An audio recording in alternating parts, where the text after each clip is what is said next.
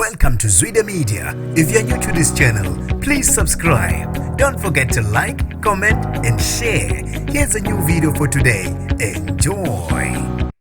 Ubekwa ukuthi ulimale kanzima umshayeli weloli oginqwe itruck namhlanje ekseni ngaseMaran Hill Toll Plaza ngeyithuba zabo past 8. Nginibingelele ngiphinde nginamukele ezidabeni zezwidemeti igama lami ngusibonga konke wakandwande Motanda ungangibiza intatheli eka YouTube.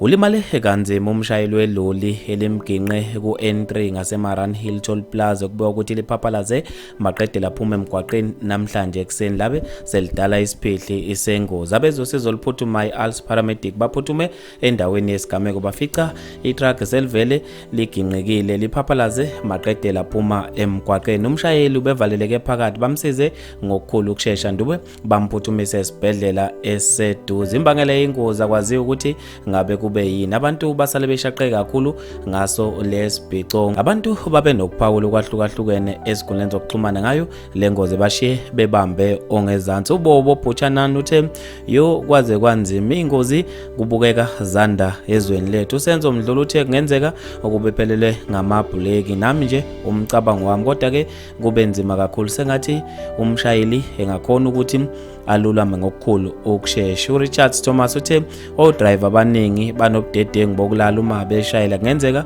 ukuthi mhlawumbe ubanje obuthongo wabe eselala waphaphama imoto esivele iphapha lazile. Bafethu ke lezi indaba ezibhlungu endlela emangalisayo. Ngizofisa ukwazi ukuphala kwakho ngalolu daba khona lapha kwi-comment section. Mina nje ntathela YouTube sengiphuma kanje ngithi awungibambe evidweni elandelayo.